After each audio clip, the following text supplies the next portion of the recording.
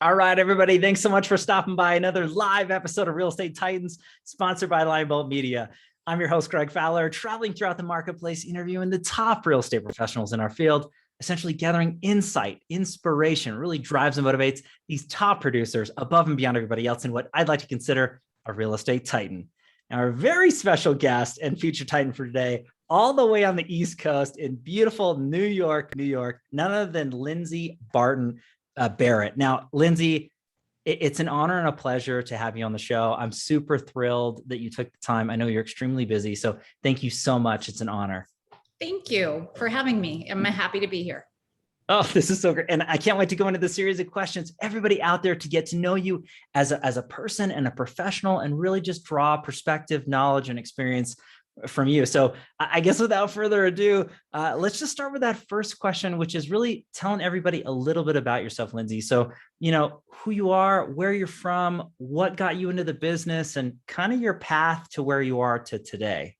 Yeah, no, that makes sense. And I'm happy to help, because I think it's a tough business to be in. It's a tough business to get into for lots of different reasons. And so if I can be useful to someone, then great.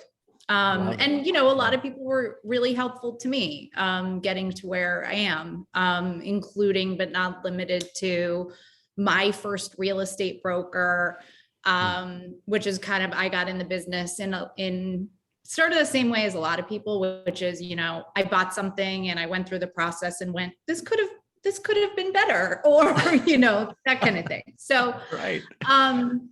So my sort of ancient history, I grew up in Seattle.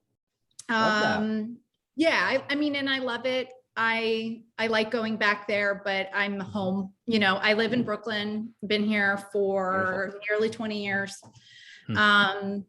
And so I originally came to New York for college. I went to school. I went to undergrad in upstate New York. I went to law school in New York City.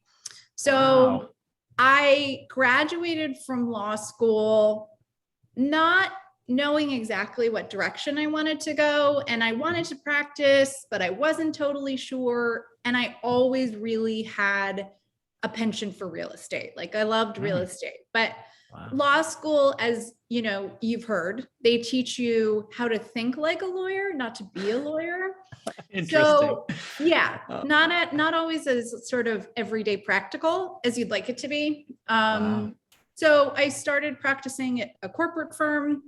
I realized, buying my first apartment, the real estate was really what I was interested in. I liked it because it was tangible. I love real estate. I love design. And I then lateraled to another firm and worked in their real estate group. And then I pretty quickly realized that big law firm life in New York was not my calling. Got it. And, I'm going to take it for granted that the partners at my old law firm are not watching this, but in retrospect, I'm grateful that I ended up where I was, because it got me to move on more quickly than I might have otherwise. And yeah, I mean, I loved real estate, and I enjoyed what I was doing, but there were moments when I would be working with a partner, working with a client, and our clients would come to us and they would have put together a deal that they were excited about. And these were typically not, I want to buy a house down the street. It was, we're going to renegotiate a partnership agreement to, expand the size of this condo project. We're going to do, these were bigger deals, and really smart people, at the top of their game. And they were coming to us and saying, okay, we want to do this deal, meeting of the minds, help, we got to paper it. And there was usually a broker, whether it was an investment banker or a commercial real estate broker, there was usually a broker in the transaction.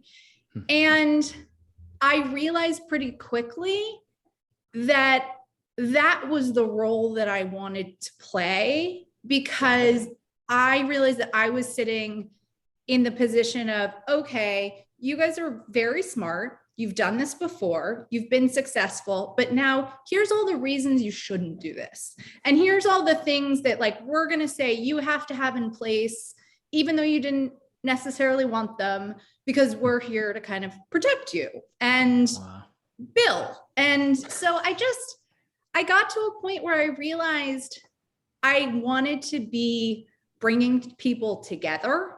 And I wanted to be, instead of kind of taking things that were working, and believe me, I have the utmost respect for the profession of law.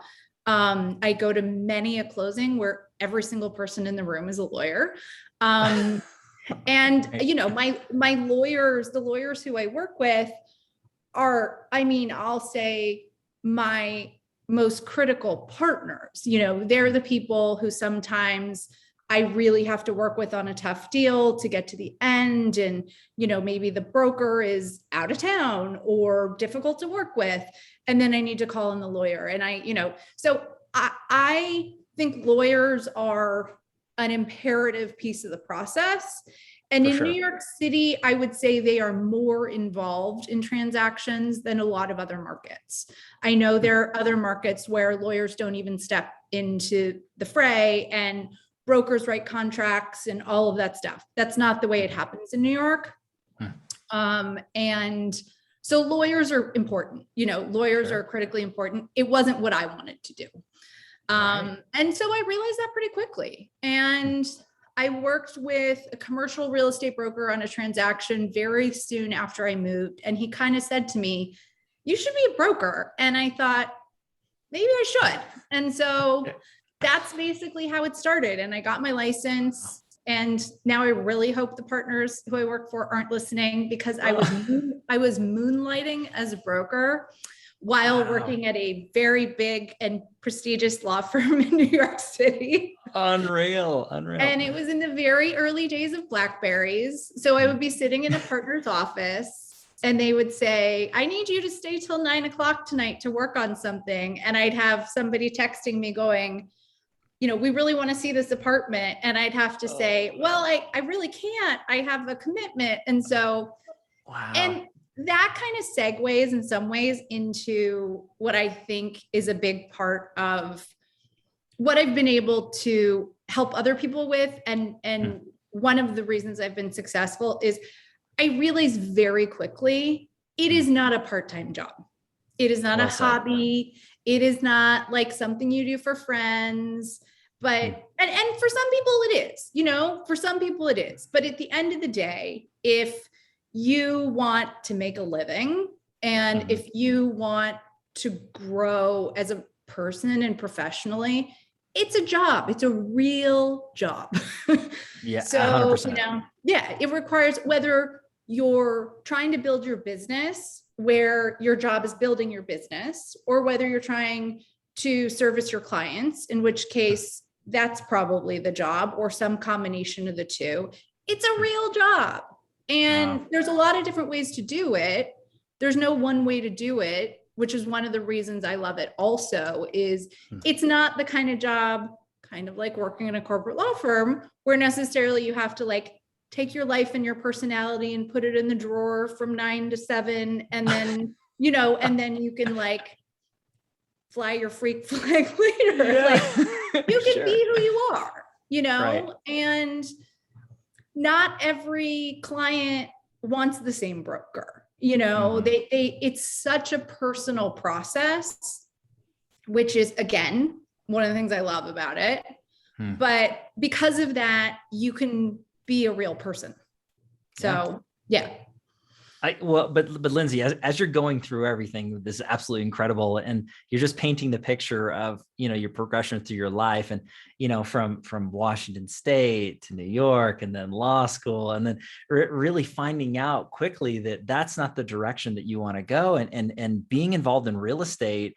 What an incredible opportunity. And I mean, you've been doing this for 15 plus years, and to the highest of levels. And what's beautiful about what you're saying is you practice what you preach, very specifically to doing the tasks that are needed to be done to get things not just for growth and team and revenue or closed transactions, but making a difference. And I would love to dive a little bit deeper into, you painted that picture of moonlighting, and I just kind of put myself like in the room with you, and you're on your BlackBerry having these conversations. And I thought, what got you completely out of law? So what was that transition like for you? And then let's get to a little bit of the process of where you are to today. I guess I want to know a little bit more about that. It's just fascinating. Yeah, and that's fair. And I think, and it's interesting because it's a conversation that I have with people often. In fact, I was speaking with a client of mine today who is somebody who I worked with at my very first law firm. And sorry, my is still on. Don't know how to turn it off really. It's all good. This is live, everybody. Yeah, exactly. So I said to her, and she's sort of at a turning point in her life where I'm not going to use her name, so I don't think she'll mind. She was recently divorced and they sold their townhouse, and she's deciding whether or not to buy an apartment. And she's kind of like starting fresh with a new life and a new pool of money. And I said, the way I got to where I am now, honestly, is very much that practice what you preach, which is I bought, and I know this sounds absurd maybe to people who don't live in New York City, but I bought my first apartment for $400,000 with a 10% down payment. So I saved up. I had a high income because I was a lawyer. I had no money. I got some from parents. So I bought my first apartment. I was extremely fortunate to be able to do that. But I then, I refinanced, which was how I had the sort of nest egg that I needed to stay in the business and not make any money for a while. And then, ultimately I sold that apartment. We took the proceeds. We bought a new apartment. We took the proceeds. I bought the house that I'm sitting in now. And suffice it to say, it's probably worth a lot more than $400,000. So I would say probably. Yeah. So it's, I believe in it, and in addition to that, I ran a company with my ex-husband. He is a developer and architect. Okay. So it's sort of sad. On our very first date, we talked about doing this, and we ultimately did. And so that I've sort of touched on the business in a lot of different aspects, and that has helped just in terms of my knowledge base and the ability to talk to developers in a different way. But what really got me out was that it was figuring out how to do it in a responsible way that I could actually afford to continue to live. And, where is that money coming from? And it ultimately came from refinancing my apartment. And that was 2001 or 2002. And I really figured out what firm I wanted to work for and figured out how to sort of get my foot in the door. And admittedly, the first person I talked to did not hire me. And I'm not sure why, whatever. Their loss. Yeah, whatever. And I went to somebody else and I started at Corcoran in 2003. And it was an amazing, I was there for 12 years. I've been at probably the 3 largest real estate companies in New York City. Okay. It is a business where people move around. For sure. And there's that's a whole other topic, frankly. But once I kind of decided to do it, I figured out how I was going to be able to do it financially, all of those things, got my sort of life in order and went for it. And when in 2003, it was very much good luck. I had great training. Corcoran was Corcoran really has amazing training for new agents. Wonderful. But it was a time when there weren't really a lot of teams. There were kind of the husband-wife team every once in a while, but they were few and far between. And so if you wanted to become a broker, it was kind of like, good luck, Yeah. And so I was fortunate, and I did the grunt work that you do. You work with other people's open houses. I don't know how, but honestly, I really never did the cold calling thing ever. Interesting. Okay. Still don't. Hate it. So I love that. Yeah, I guess and I great. think it was, I worked a lot of open houses for other brokers. And, I got one of my first clients at an open house, and I just sold her, I guess it was only her second apartment. But I sold her an apartment, almost 20 years ago. She lived in it for a long time, rented it out, sold it, bought another apartment, and so it continues. And then all of that, if you cultivate it in the right way, turns into a lot more business. You get referrals from that person, you sell that apartment, and the people who come say, hey, we really liked working with you. And that has been, for me, how I ultimately built my business from the jump, honestly. Wow. And that's incredible, Lindsay, as you mentioned, because there's so many different paths in a life. There's so many different ways to create a viable business and a profitable business in real estate. And as you touched on before, it's normal and natural for movement, for evolution and progression, to move brokerages, right? And change into that. And I think looking at it from a healthy standpoint is, where's that next level? How can I grow, from where I am to today to that next portion so that I can help more people and then, grow the communities that you serve. I love the fact that you'd mentioned that you didn't and still don't cold call. I mean, there's so many different ways to go about it. I would love to get your perspective on what your thought process is as far as when you were working in those open houses. Obviously, as you mentioned, it is a people business and it is relational. I mean, is that really kind of basing off the fundamentals, really just never leaving the basics? Is that really how you got to the successful portion that you are to today? I mean, I'm not putting words in your mouth. I'm just curious. No, that's totally fair. And honestly, I would say yes. Okay. I worked at a big law firm in New York, but I was very hesitant to go to the people I'd worked with and say, hey, look at me. I just became a broker. Don't you want to give me business? And because I didn't want to drop the ball. I knew that I didn't really know what I was doing entirely. And so I knew that those were ultimately going to be important referral sources. And so I didn't tap those right away because I didn't want to mess it up. And so I worked a lot of people's open houses. I tried to work them with other people so that I could kind of, again, be around people who were doing business.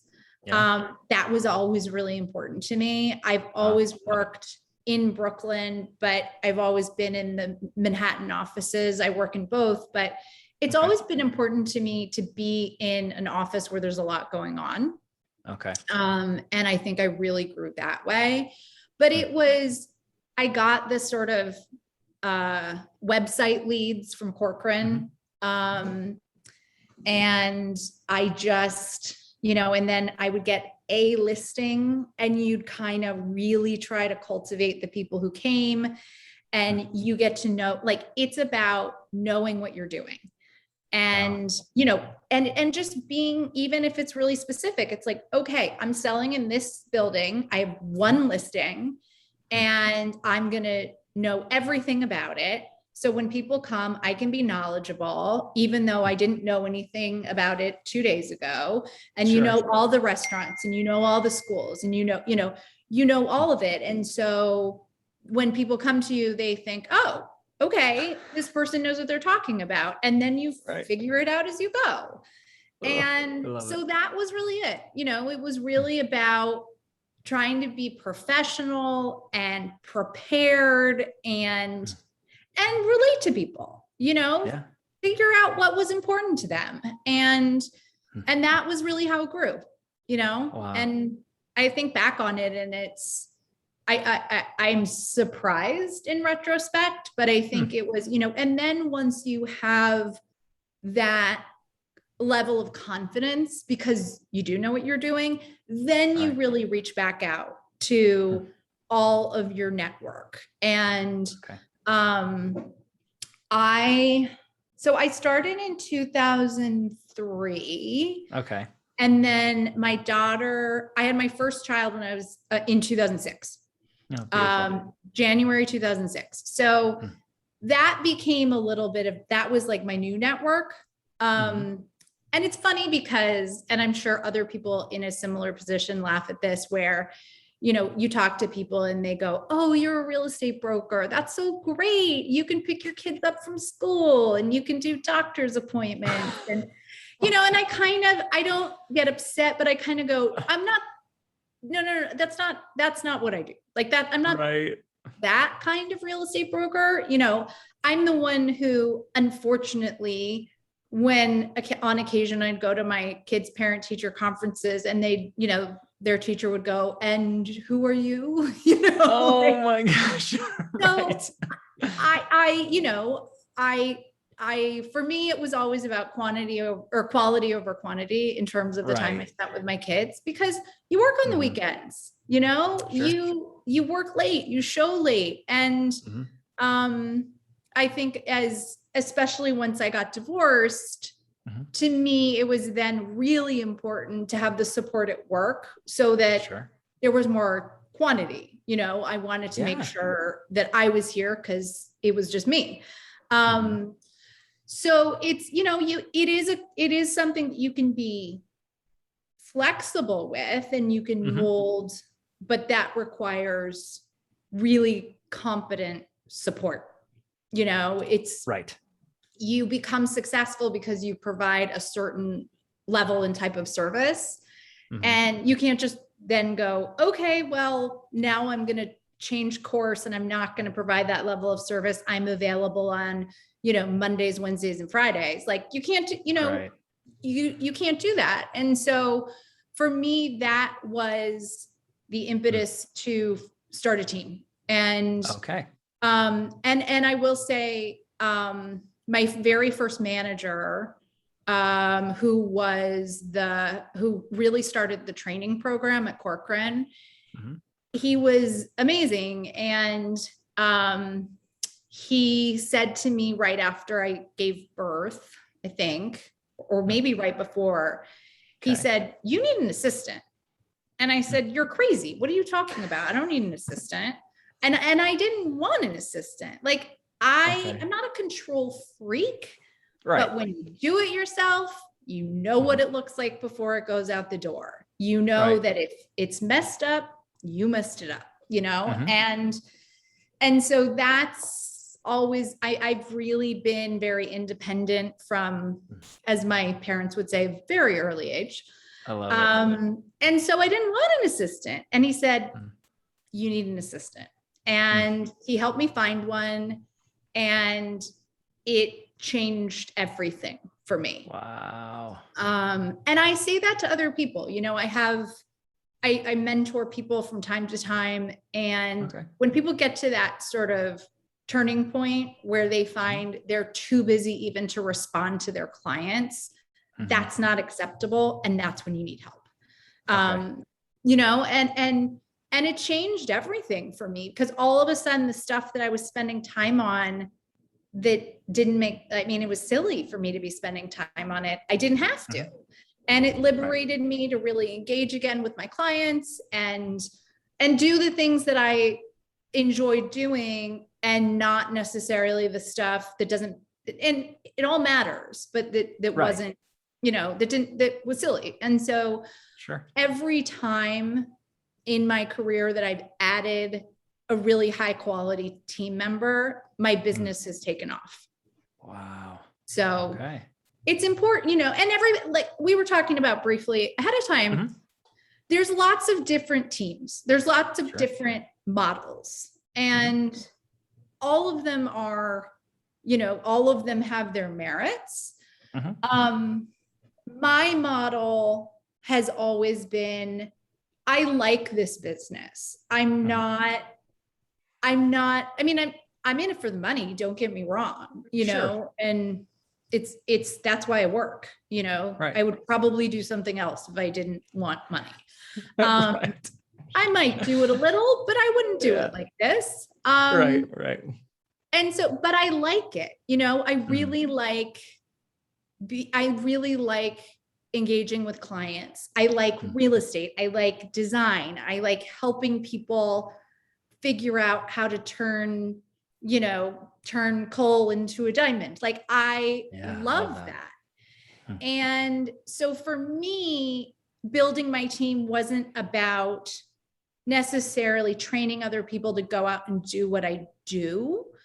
It was about bringing in really competent people, helping them be better at what they do, and having that support so we could kind of all do it together. And in terms of the level of things that you have someone doing for you, that just kind of, it's like on that pyramid, it kind of went up to, okay, it's not just administrative paperwork, that kind of stuff. It also became searching and dealing with clients. And so, I would deal with some clients, but not all of them. And so for me, it's been growing a team, but it's really a team. There's nobody on my team who on a given day, I don't really know what they're doing. And I think that, and I understand the other approach, but for me, that's just never been what it was about. Right. Yeah. Well, and Lindsay, as you mentioned that, and spending so much time, working, in your business instead of on your business is a big issue with a lot of real estate professionals. And unfortunately, to let go of the reins, and you had mentioned, control.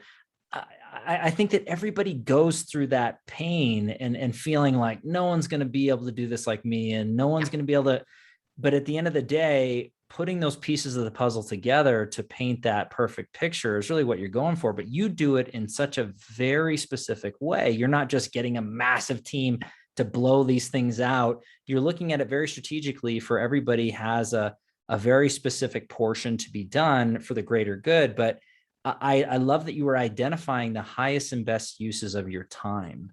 And you were saying anything that I can allow myself to spend more time doing those action items or those tasks that are really going to help growth, that are really going to help not just, I guess, growth, but then also your personal growth, right? Time for you and for family and everything that you mentioned.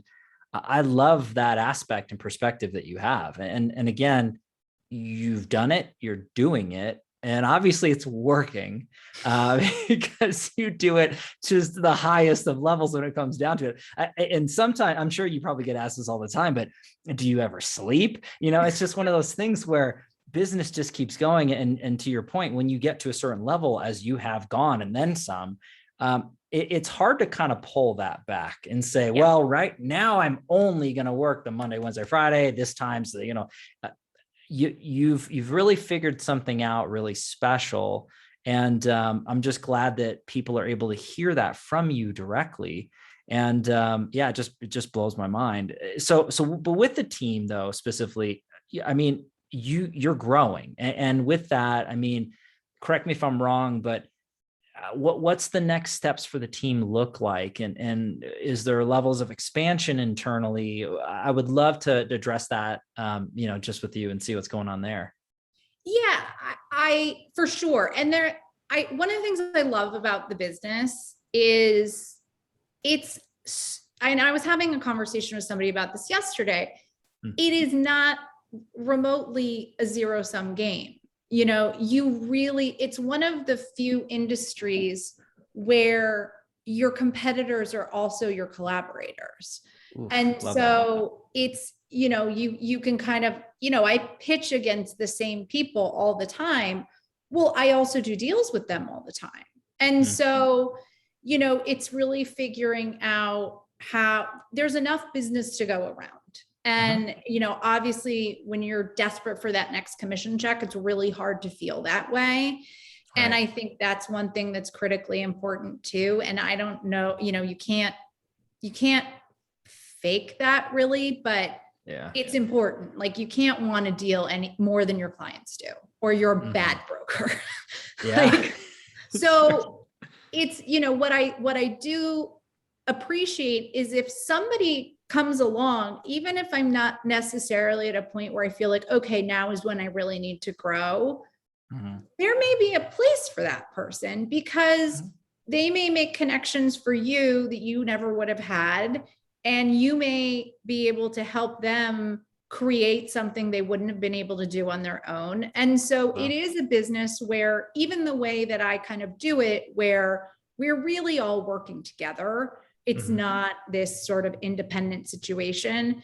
If somebody comes in the door and they have the right attitude and the right sort of aptitude and want to kind of work their connections, there's a place. And so I love that.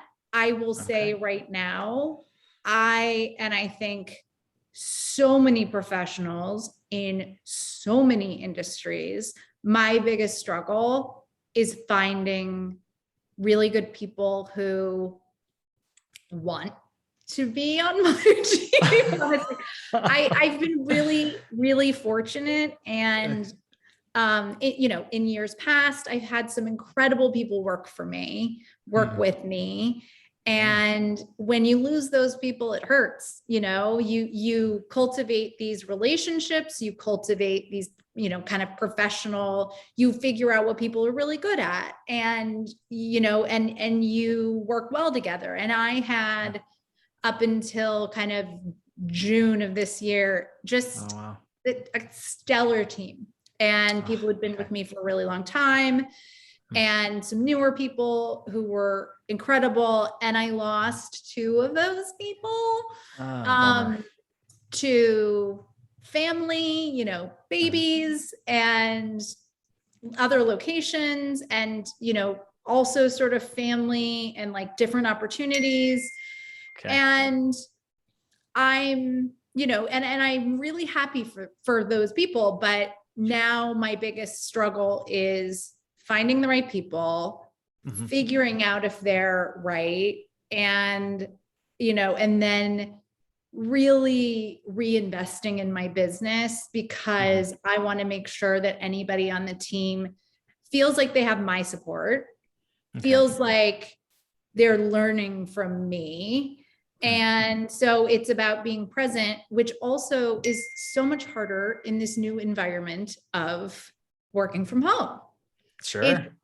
I was listening to another podcast, The Argument on NPR, really great. Yeah. And it was about working from home, and it was about what's going to happen. You know, are we going to, is this what it is now? And I think, you know, being a broker is one of those things that is pretty well suited to working from home. Right. But, you know, on a team, there's also that balance. You know, you learn, I think that a lot of the people who've worked with me in the past have learned a lot by listening to me on the phone, you know, listening to me talk about, you know, building code and going, oh, interesting, I didn't know that, you know, or negotiating, or, you know, anything, you know, doing buyer intake or all of those things. And so to not be able to provide that is hard. But it's, you know, people are enjoying working from home. But the thing on The Argument that really got me was somebody said, you know, what's really going to happen from working from home is managers are really going to have to manage. And I kind of went, oh, like a stake in the heart. I was like, yeah, I am, and it's like being present, being involved. It's always easier to do it yourself. You always know what you're going to get, but it's bringing that person in and bringing them along and answering questions and letting them do things and make mistakes. And so, yeah. So when you're hiring for something like that, where you're going to let people go out and represent you and use your name and your reputation, it's about being present. And that's, any business. It's all of a sudden you get really good at something and it means you have to do something else. Get, and that's one of the things that I've often, that I like about the sort of move towards teams is that if somebody wants to become a broker, it doesn't mean that they're great at building a business. They might be a great broker, but they may not be great at building a business. And all of a sudden you become a broker and now you're in the business of cold calling or, whatever it may be. And so it's really hard. Yeah. That's the hardest thing. And so right now I'm at a point where we are also very active with some new development product, which requires people to be present. Wow. And so I'm really trying to grow my team, but be thoughtful and make the right hires and not just for the sake of hiring. So that's my struggle, and frequently is, but definitely right now. Yeah. But Lindsay, when you're talking about that, I know the other, brokers or anybody who has a team of any size, feels some of that pain when they're pouring their hearts and their minds and to help guide and train and make the people around them greater. And then opportunities come up and people do come and go. And that's no fault of the leader, right? And leadership. Yeah. It's people have to make decisions and that's understandable. But then, to kind of fill those shoes or that void, if you will, that I can only imagine the difficulty that comes, but the right people always come into the life as long as the opportunity is there. And by any means, I mean, as far as I'm concerned, anybody who's involved in your life and your world has got to be blessed just to be around that. And I can imagine the conversations that you have, as you mentioned, you being on the phone, you communicating with clients and getting deals done, just being in the room with you, soaking that up. I mean, that's what people don't tend to understand is that's a true mentorship opportunity. And it doesn't matter what part of your life or your career you're in, you can always learn from others. And the fact of the matter is you're willing to share and to give and really provide that is a huge thing for anybody to take their business to another level. Everything that we've been going on with in 2020 and in 2021, completely understand that. And, having conversations with, teams and individuals all over the world in real estate. I mean, I hear that from different places and perspectives and, but the teams are growing. Business is moving. And to your point, there's plenty of business to go around for everyone. And, it's just a wonderful industry and a wonderful time, despite everything that everybody's been going through. But that to me blows my mind. And Lindsay, I do want to go to this particular part because everybody tunes in to Titans because they really want to soak up greatness. They want to learn from the best and brightest. And a question that comes up time and time again from so many of the audience is really asking this question. If you could look back at your career thus far and pick or choose one or two things that you implemented or really saw the growth of that needle moving in a big way, and you shared incredible stuff already. So you can go down a same vein that you were already going down in multitudes, or it can be completely different. But anything that you would advise anybody who's watching now live with us or listening after the fact to grow, what did that look like for you into your life? That you really saw that effect of doing something or implementing something and changing it. Yeah, I think that, to your point, I think the single most important or pivotal moments for me it's hard for somebody with an ego, have been making those great hires, right. Have been every business has growing pains, and it's how you deal with them. And And so it's trying to recognize soon enough instead of when you recognize it because you're losing clients because you're not responding to them, or it's sort of seeing the writing on the wall, and time helps with that. You know, like age and experience, that you kind of see, okay, I'm feeling frenzied. And so that means I'm going to get to a point where I'm not delivering the level of service. I need help. And so it's getting that help. And one of the biggest things I've also learned, and like I've said, is it's also dedicating the time to that business related to that employee or team member so that they can be effective. And I think that I have learned a lot through experience to understand that not everybody is going to be like you. People aren't going to work the same way. They're not going to respond to the same kind of criticism or feedback. And so you have to pay attention to people. You have to give them your time, listen, respond, and then they become invaluable. And that's important. And so I think recognizing when you need help and getting it. And then I think that, you know, also it is taking a step back and evaluating every once in a while. It's thinking about, you know, and actually Barbara Corcoran was always great about this, is if you have bad clients, get rid of them. They're absolutely toxic. And, you know, and it's harder to get rid of a seller because you're stuck. And so it's managing that relationship. And, you know, I've had sellers who've been, you know, borderline abusive, and as a team leader, that's when you have to step in, you know, and not that I am going to let somebody abuse me, but I'm certainly not going to let somebody abuse somebody who works for me. And so it's recognizing when you're entering into something, and sadly, it's often the aspirational ones, you know, it's the really high priced listing. It's the really big budget. And I'm not saying, I think I have a lot of really wealthy clients who I adore and who are an absolute pleasure to work with. But, you know, you also have these clients and you're kind of chasing them, and so they don't treat you well, and you got to let it go, you know, and it's like so many things in life. It's sort of accepting the, not the status quo, but kind of recognizing that like shiny object is often not worth it.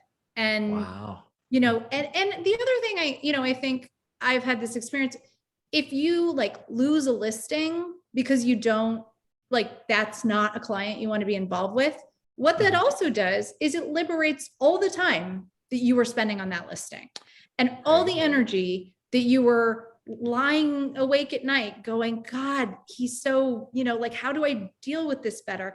Let it, you know, if you let it go, it gives you the time to really seize on other opportunities, figure out what you would rather be doing. So that's a huge one. If you have clients who are just sucking your time and energy and positivity, get rid of them.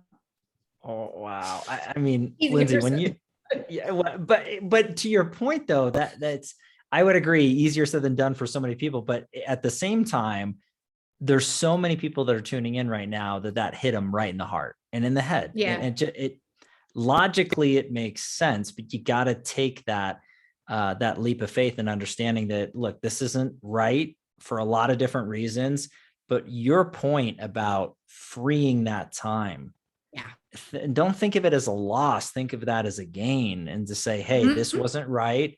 I'm going to find the right opportunity. I'm going to find that right client. And boy, I think that's a perspective, as you mentioned, with you know, professionalism and time frame and age, as it goes through seasonality through the business, you start to see those things. But there's so many people that they live based off of other people's, lives and perspectives. And you can cut certain learning curves out. You don't have to stick your hand in the flame to know it can burn you every time. Yeah. But it's nice to learn from people who've been there, done that, bought the t-shirt. And that's why the audience loves just hearing the stories and perspectives and those pieces of advice that have taken years to gain in multiple transactions and ups and downs in a life and in a career and markets. And Lindsay, I mean, you're just an absolute wealth of knowledge. And I know we're just scratching the surface into everything that you do and more. But, this is why I really love doing this, is it sets the bar. It really shows everybody out there who's in the real estate business that it can be done better. It can be done higher. There's different ways to make it happen, but the level of hard work and commitment and character, that can't go away. It's got to be there. And you wouldn't be who you are or where you are today without all those things and then some, Lindsay. So I just can't thank you enough for taking the time to do this. And I don't want to cut you short or anything that way, but is there any other piece or anything you want to mention before we wrap this up? This has been an incredible episode. Thank you. I mean, I think what you're saying is true. I mean, we're still all humans. And I think that real estate, because people come to it from so many different places, I think that often people do fall into that. And I think coaching is incredibly valuable in lots of different ways. And there's lots of ways to do it. But I think people often feel like, okay, this is how I have to do it. I'm told that I have to go to this seminar and I have to do X number of calls every day. You're still a human being, and you get to choose your path, and yeah, if you're not making money, you may have to tweak it, but there's no one right way to do things. People are going to tell you have to, have this social presence, and that's where you're going to build business. And for some people, it's incredibly successful. And for some people, it's, I have an Instagram presence minimally. My kids are very impressed with the number of followers I have, but their perspective is a little off. And I don't have many, but it's, there are different ways to do it. And I think that, I think it's important for people to understand that all these people who have big businesses do it in different ways. And, and I feel like in some ways living in New York City, I'm cheating a little bit because obviously the price points are a lot higher. But I also kind of realized when my career first started picking up, or kind of whatever you want to call it, which was probably in the middle of the recession. It was 2008, I think, when we shifted. We saw that things were changing, and we really recommended to all of our clients that they drop prices. And I think we did it sooner than other people. And because of that, we had a lot of activity at our listings, which meant we picked up tons of buyers. And that was when I think my kind of career trajectory changed, was probably in 2008. And I think it was just seeing, like, I needed to keep making money. Like I was like, how can I keep selling things? And so I think it is that. I think it's looking at it and figuring out how you can be true to yourself, but keep doing the business. And, it's very Pollyanna to say, but I think that's what gets you business is the authenticity, is, working with people that you enjoy working with. It's, both team members and clients, and just being consistent and present. And, I say that. And then I also think that taking time off is critical. Okay. It's a job where you get no time off. I have I do a lot of local business. Mhm. And so I can't walk down the street without seeing clients. So I used to be a big yoga practitioner before a variety of injuries that I'm hopefully coming back from. But, I had 3 clients who went to my regular Saturday yoga class. And, Wow. and so take real breaks. Mhm. It's so important. And time, go as far as you can. So there's the biggest time difference possible. So you have to be gone. I went to India for 3 weeks in Wow. 2019. Thank God, because I got there. Yeah. And that was the best growth experience in some way, personally for me, as a sort of the lesson of letting go, and for my team in terms of the lesson of getting it done. Like I wasn't there. If they needed to talk to me at 3:00 in the afternoon, they were not going to do that. And so they had to figure it out. And I came back and I saw a lot of things that I would have done really differently, but they were fine. And, and it was such a growth experience for everyone on my team. And now if I want to turn my phone off for 2 days, I might do that. I probably won't, but I might, You could. Yeah, I could probably. So, yeah. So that's, those are sort of nebulous lessons, but hopefully valuable. Hugely valuable. And when you're talking about it, once again, I think that there's so many memes that are out there, and it's the real estate professional and it's their friend. And it says something like going on vacation with a realtor, and the realtor's on their phone in the water and the friend's looking at it. But there's so many times where you're right. You need, I think balance is the wrong word. I think having harmony, I think, is the right way to go about it. And so many high performers in so many different businesses, they're wildly out of whack when it comes to that harmony or balance. They're getting to a place in their life for a reason. And when you focus on one thing, unfortunately, it takes focus off of something else. And whether that's relationships, religion, health, business, all those things. So I think that advice is crucial. How often do you recommend doing that as far as getting away, cutting out? I mean, what's the perfect scenario if you could base one off of for anybody out there who that really hits them? I think for me, I have taken advantage. Sorry, my cat's doing something, of the cyclical nature of the business. It is, and I think other places that don't have seasons the way New York does, and I'm talking about weather. Sure. It's a little different. I mean, obviously the spring is going to be really busy anywhere because you have families moving so that they can be somewhere when their kids start school in September or August. Right. And so the spring is going to be busy. But I always go away for Christmas. I cherish national holidays like nothing you can believe, because I can put my phone down and, nobody's going to expect, even if they're having a real estate emergency on Thanksgiving, that I'm going to pick up my phone.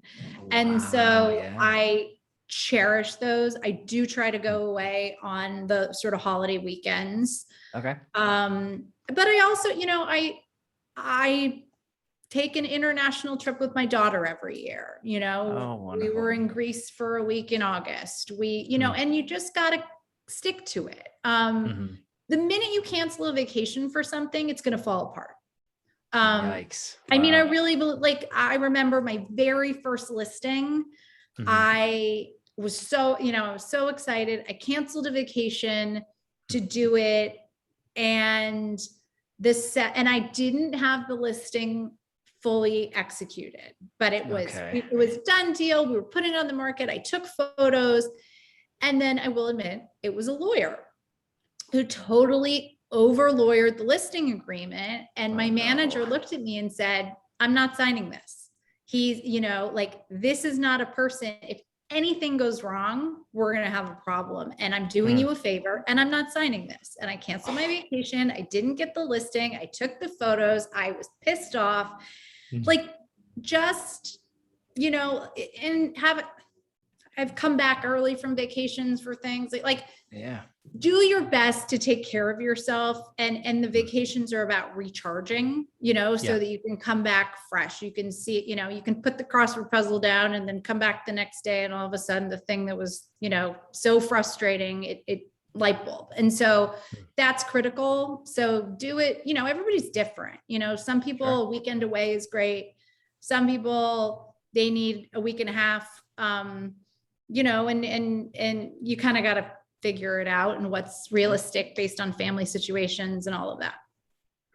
But I love that. And really to put your priorities in perspective and stick to that calendar if it's in there. There's so many conversations that I've had very similar into multiple aspects of your life. I mean, if it's not really set time aside, we're going to find something to fill it with.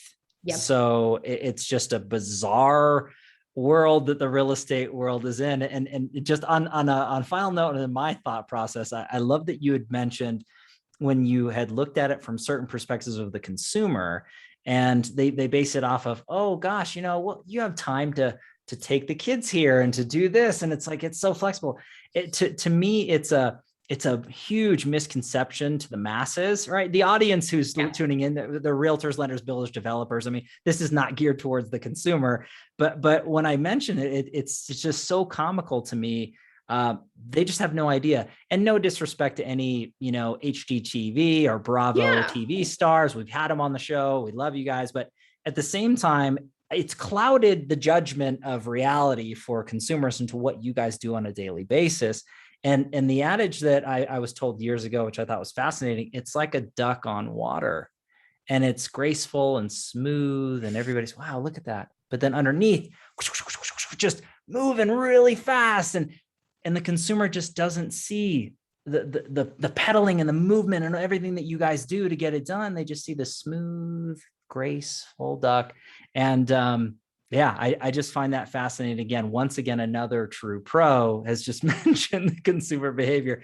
I don't know how you adjust that. I don't know how that gets changed. Maybe showing more of that side of it and not so much the graceful pieces. I don't know. I mean, it's just interesting for sure.